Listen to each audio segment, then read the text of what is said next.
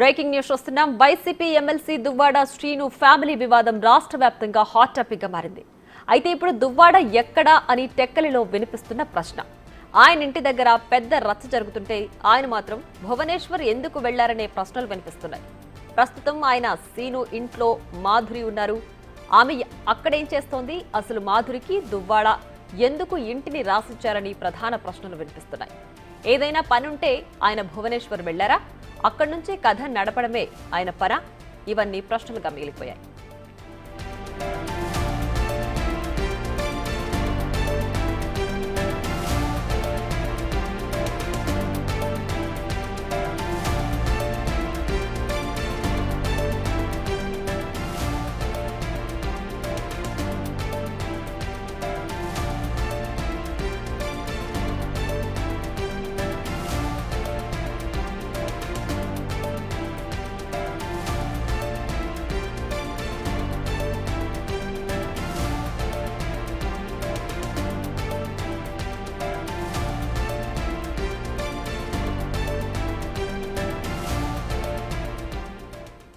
ఇక YCP MLC Duvvada Srinu family వివాదం రాష్ట్ర వ్యాప్తంగా హాట్ టాపిక్ గా మారింది. శ్రీను ప్రస్తుతం భువనేశ్వర్ లో ఉన్నారని తెలుస్తోంది. మరి అక్కడికి ఎందుకు వెళ్లారు, ఏంటి అనే విషయాలు కూడా ఇంకా తెలియరావాల్సి ఉంది. దీనికి సంబంధించి పూర్తి డీటెయిల్స్ మా ప్రతినిధి రాజు లైవ్ లో అందించడానికి సిద్ధంగా ఉన్నారు. రాజు, చెప్పండి, దువ్వాడ శ్రీను ప్రస్తుతం భువనేశ్వర్ ఎందుకు వెళ్లారు? పక్కా ప్లాన్ ప్రకారమే ఆయన ఇవంతా చేస్తున్నారని భావించాలా? దువ్వాడ శ్రీను ఇంటి దగ్గర గత 31 రోజులుగా ఒక హైడ్రామా అయితే నడుస్తుంది. అయితే నిన్న 30వ రోజు కావడం, 30 రోజుల నుంచి దువ్వాడ వాణి, ఆ కూతుర్లు హైందవి, నవీన వీళ్ళందరూ కూడా కుటుంబ సభ్యుల అందరి సమక్షంలో దువ్వాడ శ్రీను ఇంటి వద్ద ఆందోళన చేస్తున్నటువంటిది చూస్తూనే ఉన్నాం. గత 30 రోజుల నుంచి జరుగుతున్న 10 రోజులు హై టెన్షన్ హడావిడితో నడిచినటువంటి పరిస్థితి అయితే ఉంది. మాధురి కూడా ఆత్మహత్య ప్రయత్నం చేశాను, నేనే సెల్ఫ్ యాక్సిడెంట్ చేసుకున్నానని చెప్పినటువంటి పరిస్థితి అయితే ఉంది. మధ్యలో దాదాపుగా ఈ దువ్వాడ ఫ్యామిలీ వివాదం మొదలైన తర్వాత 21 రోజులకి ఒక ఆడియో టేప్ కూడా బయటకు వచ్చినటువంటి పరిస్థితి ఉంది. దువ్వాడ శ్రీను అదేవిధంగా మాధురి మాట్లాడుకుంటున్నటువంటిది, ఇది జరిగినటువంటి యాక్సిడెంట్ని దువ్వాడ వాణి ఒత్తిడి వల్లే భరించలేక నేను ఆత్మహత్య చేసుకుంటున్నానని చెప్పమంటూ దువ్వాడ శ్రీను చెప్పినటువంటి ఒక ఆడియో లీక్ కూడా బయటకు వచ్చినటువంటి పరిస్థితి ఉంది.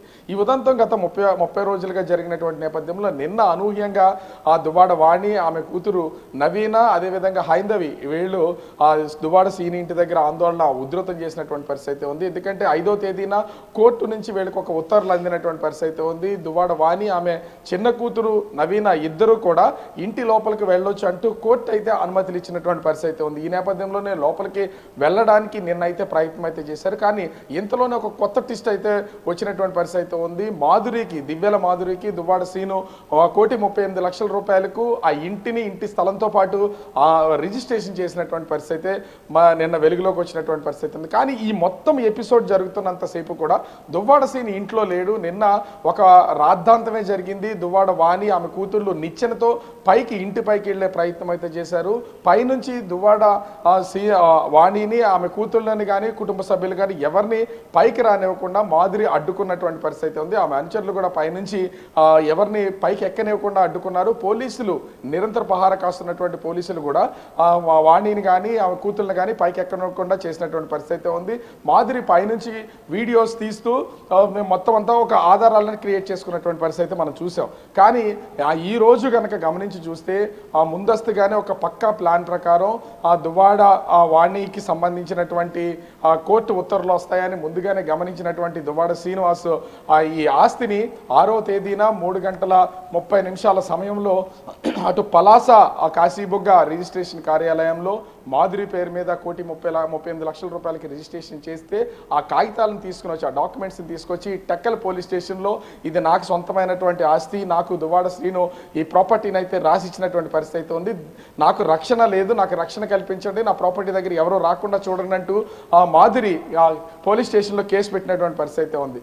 ఈ నేపథ్యంలోనే ఆ దువ్వాడ వాణి, ఆమె కుటుంబ సభ్యులు ఆందోళన చేయడం, పోలీసులు వాళ్ళని దాన్ని అడ్డుకోవడం అయితే జరిగినటువంటి పరిస్థితి ఉంది. రాత్రి 2:30 సమయంలో పవర్ కట్ చేసినటువంటి నేపథ్యంలో దువ్వాడ వాణి, ఆమె కూతుళ్ళు, కుటుంబ సభ్యులు సభ్యులందరూ కూడా మాకు ఏ విధమైన రక్షణ లేదని అక్కడి నుంచి వెళ్ళిపోయారు. వెళ్ళి వాళ్ళ సొంత ఇంట్లో ఉన్నటువంటి పరిస్థితి అయితే ఉంది. కానీ ఈ ఉదంతం ఎపిసోడ్ అంతా జరుగుతున్నా కూడా దువ్వాడ సీన్ ఎక్కడా కనిపించలేదు. దువ్వాడ సీన్ కానీ అతని తమ్ముడు శ్రీధర్ కానీ ఎక్కడా కనిపించలేదు. కూపీ లాగితే అసలు దువ్వాడ సీన్ ఎక్కడ అనేది ఇప్పుడు టెక్కలతో పాటుగా ఆయన అనుచరులు కూడా దీని మీద పెద్ద చర్చ అయితే లేచింది. అయితే వివరాల్లో తెలుసుకుంటే దువ్వాడ సీన్ ప్రస్తుతం భువనేశ్వర్లో ఉన్నారు.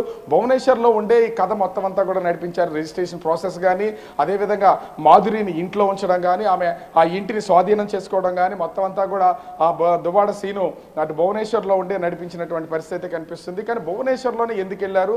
టెక్కల్లో కానీ పలాసలో కానీ, పలాసలో తమ్ముడు ఇల్లు ఉంది, పలాసలో కానీ లేకుండా నేరుగా భువనేశ్వర్ వెళ్ళి అక్కడి నుంచే ఈ కథ అంతా ఎందుకు నడుపుతున్నారు అనేది ఒక ఆశ్చర్యం. ఇంకొక విషయం ఏంటంటే దువ్వాడ సీను స్వతహాగా తను ఉన్నత విద్యావంతుడు, అదేవిధంగా తన తమ్ముడు శ్రీధర్ కూడా అడ్వకేట్ గా ఉన్నటువంటి నేపథ్యంలో వీళ్ళ వ్యాపార లావాదేవీలకు సంబంధించినటువంటి వ్యవహారాలన్నీ కూడా భువనేశ్వర్ నుంచే నడుస్తాయి. ఈ కేసుకు సంబంధించినటువంటి వ్యవహారాలను కూడా ఇప్పుడు దువ్వాడ సీను భువనేశ్వర్ నుంచి నడుపుతున్నారని అనుమానాలు ఉన్నాయి. అయితే దువ్వాడ సీను ఇక్కడికి వస్తాడా, ఎన్ని రోజులకు వస్తాడు ఏంటనేది మాత్రం ఎవరికీ తెలియనటువంటి నేపథ్యంలో పెద్ద చర్చ జరుగుతుంది. ప్రియా.